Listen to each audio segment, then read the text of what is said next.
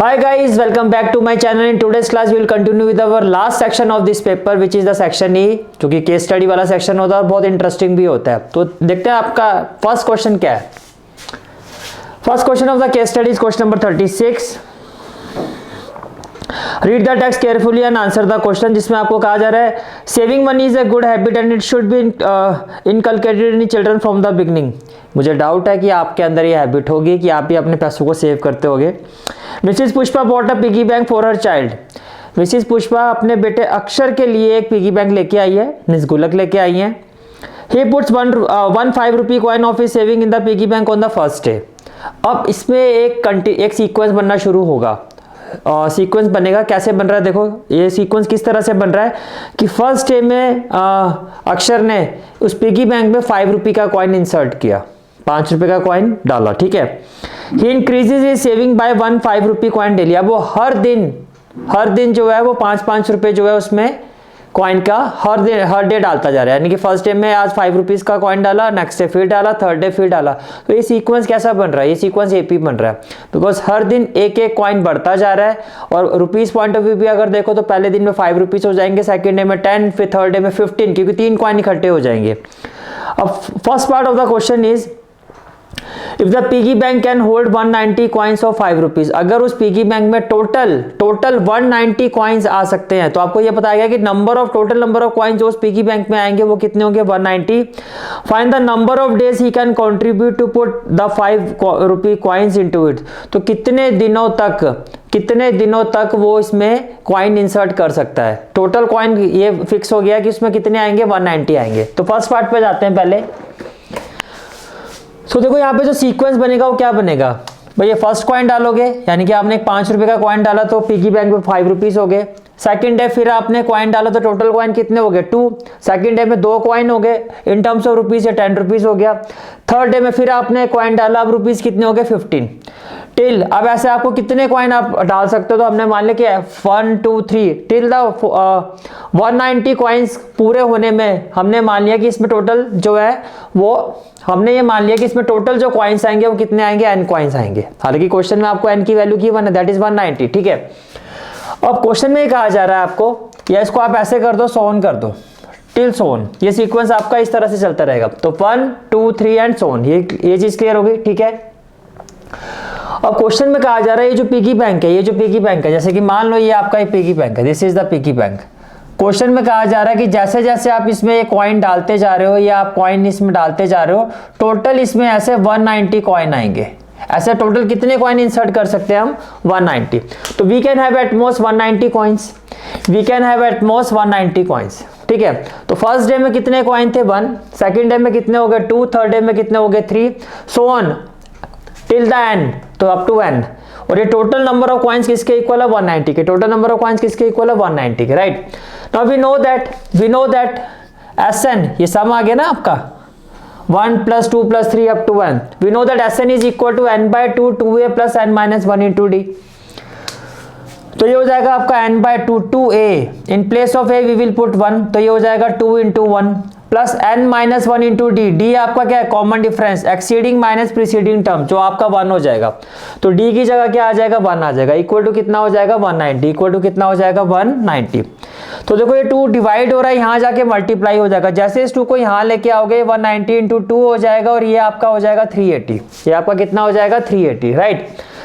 तो 2 को आपने वहां शिफ्ट कर दिया। अब क्या रह गया? अब रह गया n, 2 × 1 2 plus n - 1 equal to 380।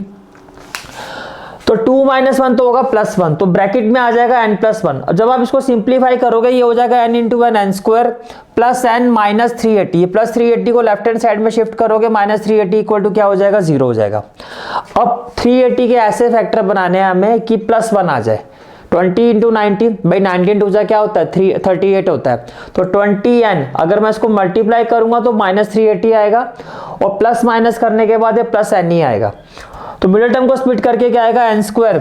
इस n को हम क्या लिख सकते हैं? +20n - 19n -380 equal to 0। अब देखो यहां से अगर आप n कॉमन लेते हो तो ये हो जाएगा n + 20। N square plus 20, n से अगर हम एन कॉमन लेते हैं तो एन विद इन ब्रैकेट क्या हो जाएगा, एन प्लस 20 और माइनस 19 एन माइनस 380 से माइनस 19 अगर हम कॉमन लेते हैं, माइनस 19 अगर हम कॉमन लेते हैं तो विद इन ब्रैकेट क्या आ जाएगा, n plus 20 which is equal to 0, ये बात समझ में आ रही है, ठीक है।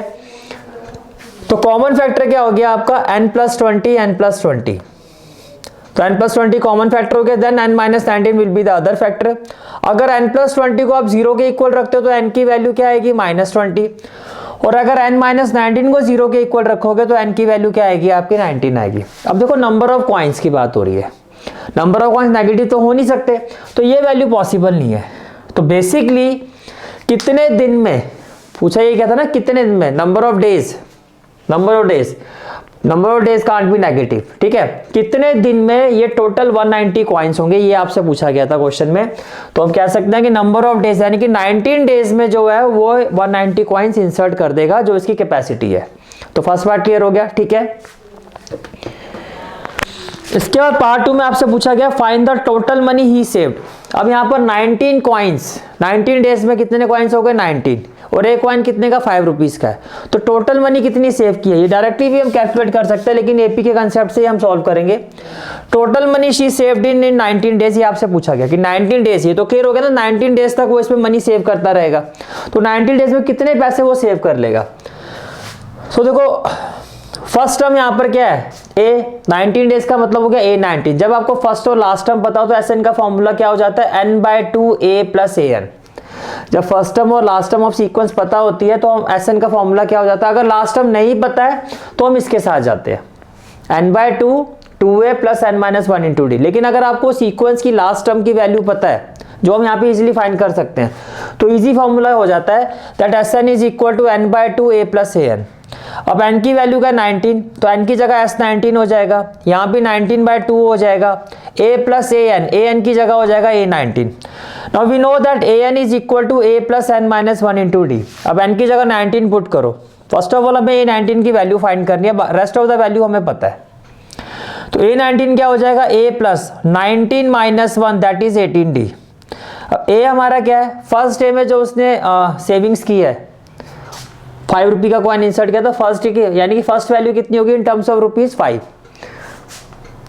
18 इंटू डी। अब जो ये डिफरेंस है इन टर्म्स ऑफ रुपीज वो कितने का है, 5 का बढ़ता जा रहा है, तो कॉमन डिफरेंस कितना है 5।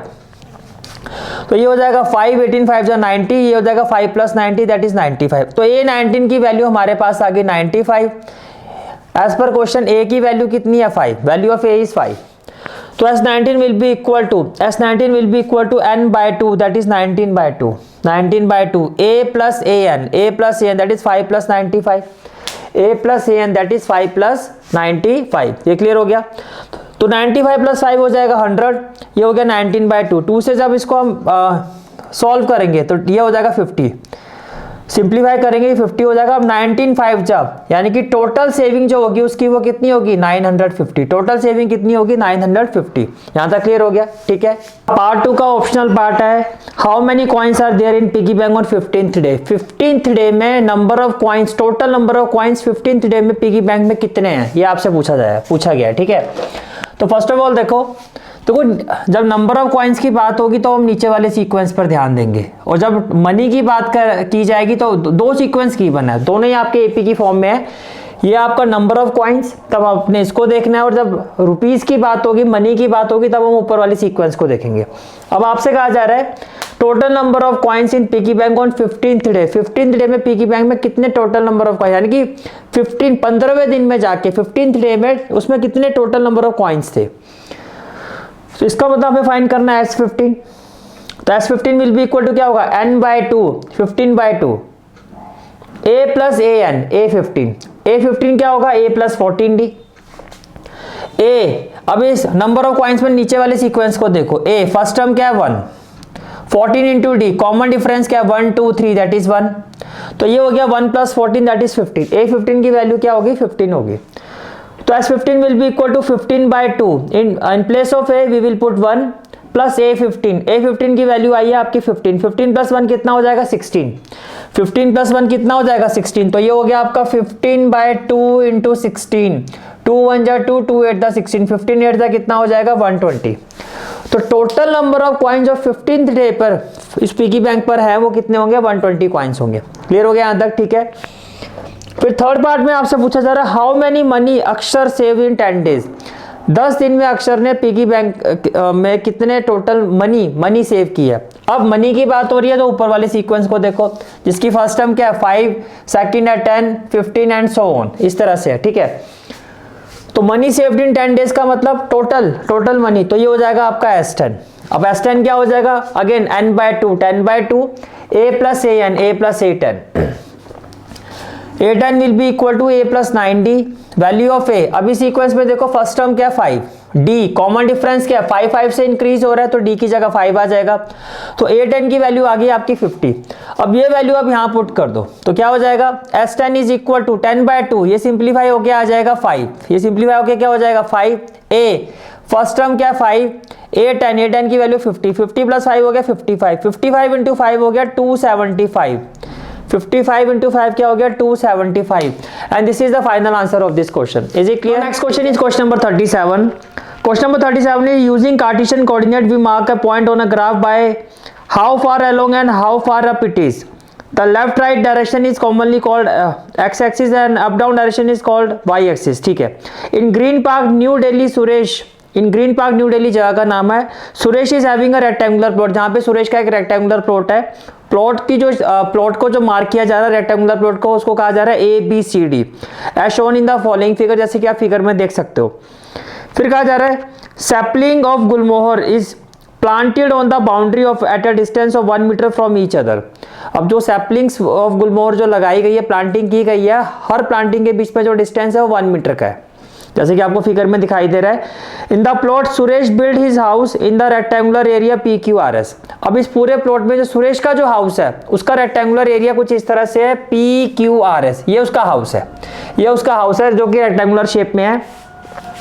इन the remaining part of the plot Suresh wants to plant grass. बाकी का जो ABCD जो पूरा रेक्टेंगल था उसके अंदर ये तो हाउस हो गया, बाकी का जो ओपन स्पेस है, जो बाकी का जो स्पेस बचेगा वहां पर वो ग्रास प्लांट करना चाहता है। अब क्वेश्चन में कहा जा रहा है find the coordinate of the mid point of the diagonal QS। देखो अब इस क्वेश्चन में जो भी आपसे पूछा गया है वो सारा related to this rectangular PQRS पूछा गया। तो फर्स्ट ऑफ ऑल आपको क्या करना है, जब भी ऐसा क्वेश्चन आता है कि जो उसके कोऑर्डिनेट्स है वो आपको लिखने हैं। तो फिगर को देख के अगर आप देखोगे तो P के जो कोऑर्डिनेट्स हैं वो 3,6 हैं, एज पर फिगर Q के कोऑर्डिनेट्स आएंगे 10,6, R के कोऑर्डिनेट्स आएंगे 10,2 और S के कोऑर्डिनेट्स आएंगे 3,2। यहाँ तक बात समझ में आ गई। अब फर्स्ट पार्ट में आते हैं, find the coordinates of the mid point of the diagonal QS। आपको कहा जा रहा है ये जो डायगोनल QS है इसके मिड पॉइंट फाइंड करना है। तो देखो by mid point formula, diagonal mid point of diagonal QS क्या होगा, x1 plus x2/2 that is 10 plus 3/2, y1 plus y2/2 that is 6 plus 2/2। तो 10 प्लस 3 हो जाएगा 13/2 विच इज 6.5 और 6 प्लस 2 हो जाएगा 8, 8/2 हो जाएगा 4। तो ये आपका फर्स्ट पार्ट का आंसर हो गया कि ये जो डायगोनल QS है इसके मिड पॉइंट, जो इसका मिड पॉइंट होगा उसके कोऑर्डिनेट्स क्या होंगे। फिर हम आगे चलते हैं। फिर पार्ट 2 में पूछा जा रहा है find the length and breadth of rectangle PQRS। Find the length and breadth. तो देखो लेंथ क्या है SR, तो लेंथ हो गई SR। अब SR ये length by distance formula SR क्या होगा, x2 minus x1 square root of 10 minus 3 whole square plus y2 minus y1 2 minus 2 whole square. 10 minus 3 होगा 7, 2 माइनस 2 तो 0, 7 का स्क्वायर क्या होगा 49, 49 का स्क्वायर रूट 7 मीटर। इसका मतलब जो हमारी लेंथ है इस रेक्टेंगल की वो आ गई 7 मीटर, ठीक है। फिर बात करते हैं ब्रेड्थ की। तो ब्रेड्थ में क्या हो जाएगा RQ, ये आपकी ब्रेड्थ हो गई। अब आपको कहा जा रहा है ब्रेड्थ भी फाइंड करनी है। तो ब्रेड्थ में क्या हो जाएगा, again square root of x2 minus x1 10 minus 10 whole square plus y2 minus y1 6 minus 2 whole square. तो 10 माइनस 10 तो 0 हो जाएगा, 6 माइनस 2 4, 4 का स्क्वायर क्या हो जाएगा 16, 16 का स्क्वायर रूट क्या होगा 4 मीटर। तो ब्रेड्थ जो है आपका वो कितना आ गया 4 मीटर आ गया। ब्रेड्थ कितना आ गया 4 मीटर। तो लेंथ भी आ गई, ब्रेड्थ भी आ गई, ठीक है। फिर इसी क्वेश्चन का जो और वाला पार्ट है, इसमें कहा जा रहा है find the diagonal of rectangle. अब डायगोनल ऑफ रेक्टेंगल का फॉर्मूला क्या होता है, देखो भाई आपको ये फाइंड करना, और आपको पता है रेक्टेंगल के सारे एंगल्स क्या होते हैं 90 डिग्री। तो ये एक राइट ट्रायंगल है और मुझे फाइंड करना ये डायगोनल को ले लेते हैं D। तो क्या होगा, ये L है ये B है। तो ये हाइपोटेन्यूज हो गया, राइट एंगल के अपोजिट साइड क्या होगी, हाइपोटेन्यूज। तो बाय पाइथागोरस थ्योरम जो डायगोनल होता है वो किसके इक्वल होता है, square root of l square plus b square होता है। बाय पाइथागोरस थ्योरम जो डायगोनल होता है it is equal to square root of l square plus b square. तो डायगोनल ऑफ रेक्टेंगल क्या होगा, square root of l square plus b square. L की value 7 है तो 7 स्क्वायर हो जाएगा 49 प्लस बी स्क्वायर, बी आपका 4 है, 4 का स्क्वायर क्या हो जाएगा 16, तो ये हो गया 16। 49 प्लस 16 हो गया रूट 65, तो ये भी हो गया।